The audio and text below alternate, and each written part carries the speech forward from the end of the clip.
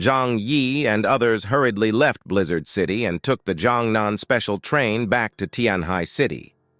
After walking out of the Xiaomiaoshan subway station, Zhang Yi told everyone to immediately return to their respective territories and start preparing for defense. Xiao Honglian was somewhat relieved. She looked at Zhang Yi. Chen Jingguan followed Zhang Yi, one step behind him, and seemed to be a loyal subordinate of Zhang Yi. She frowned slightly, feeling a little uncomfortable. She felt that the closeness and distance had been established. According to Zhang Yi's character, if a war broke out, they would most likely be the ones to be sacrificed.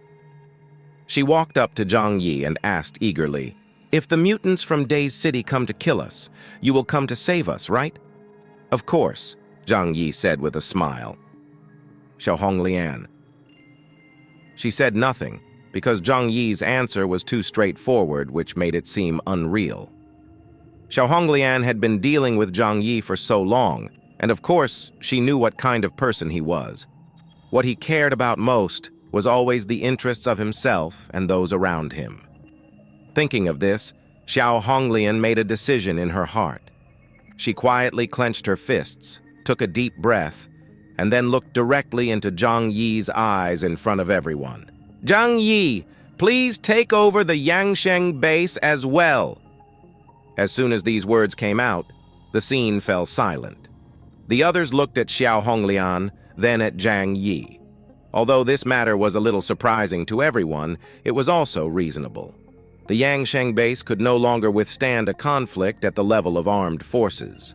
Without Zhang Yi's protection, unless they had been hiding in the underground shelter, they would no longer be able to face the crisis.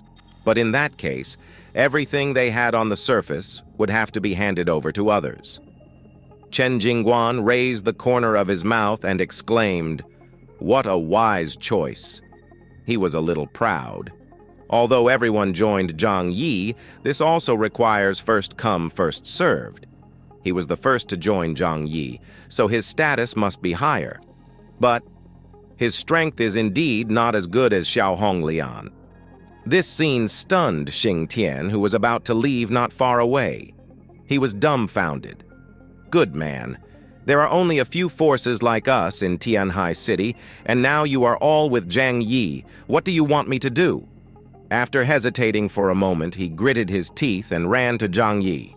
"Old Zhang, our Qingpu base will also follow you in the future." Zhang Yi's expression was very calm. He actually didn't have much interest in the forces joining him, because he didn't lack any resources. However, in order to maintain a stable living environment for himself and his team members, Tianhai City must not have turmoil.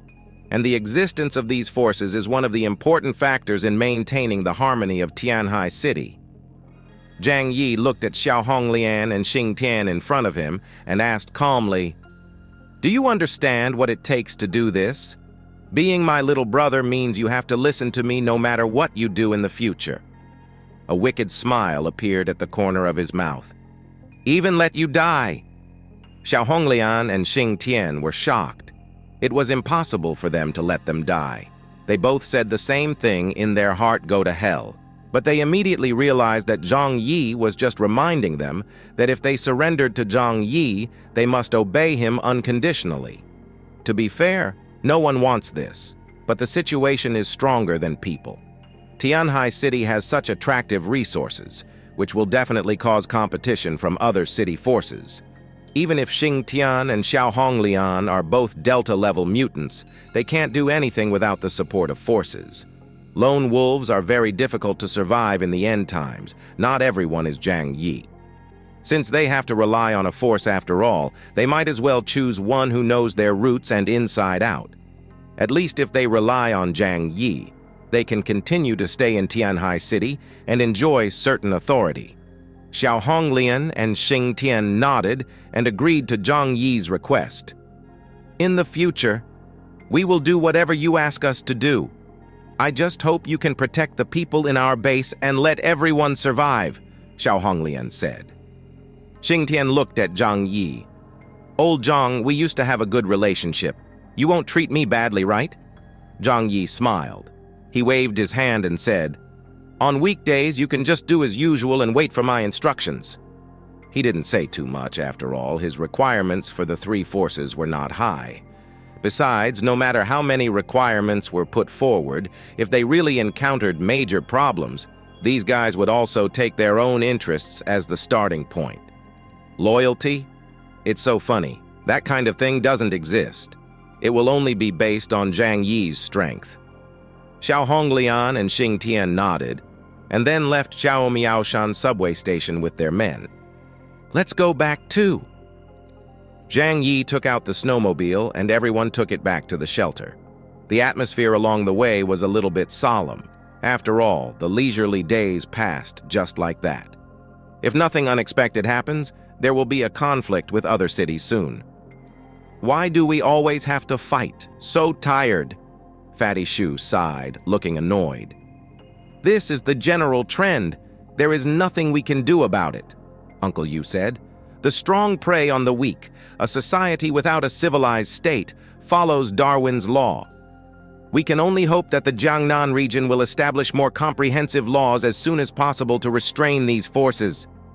Zhang Yi sat in the co-pilot, hugged his arms, listened to the conversation between the two, and said leisurely, "After this battle, we will be much more peaceful." His eyes flashed with a faint light.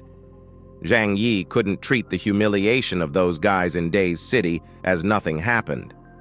"Kill the chicken to scare the monkey. We need a chicken to set an example for others. This time, I'm going to collapse all their chicken coops." Zhang Yi shelter. In the shelter, Yang Xinxin and Zhou Haimei were sitting on the sofa and watching the snow outside. Yang Mi was standing at the window looking outside and waiting for Zhang Yi return. Yang Xinxin said, "I don't know how Brother Zheng and the other are doing in Blizzard City."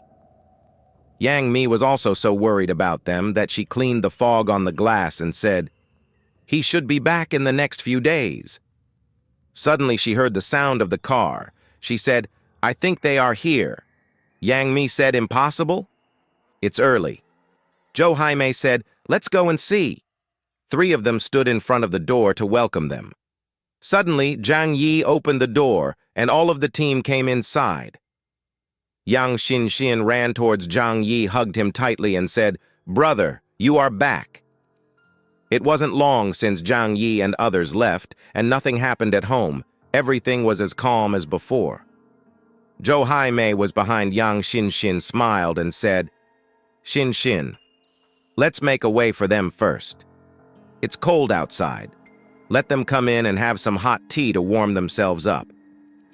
Then she brought the black hot tea for everyone. She handed over the tea to everyone, then gave the tea to Uncle Yu and sat beside him. She said, with a worried look on her face, "What happened to you? When you came back, your expression was quite serious." Zhang Yi said, "No big deal." However, after hearing Zhang Yi and the others talk about their experience in Blizzard City, Zhou Haimei and Yang Mi showed helpless expressions on their faces. Zhang Yi said, "But you have to stay in the shelter for a while because in Blizzard City, many forces think that our Tianhai City is weak and want to swallow up Tianhai City." Yang Mi looked worried and said, "There's going to be a war again."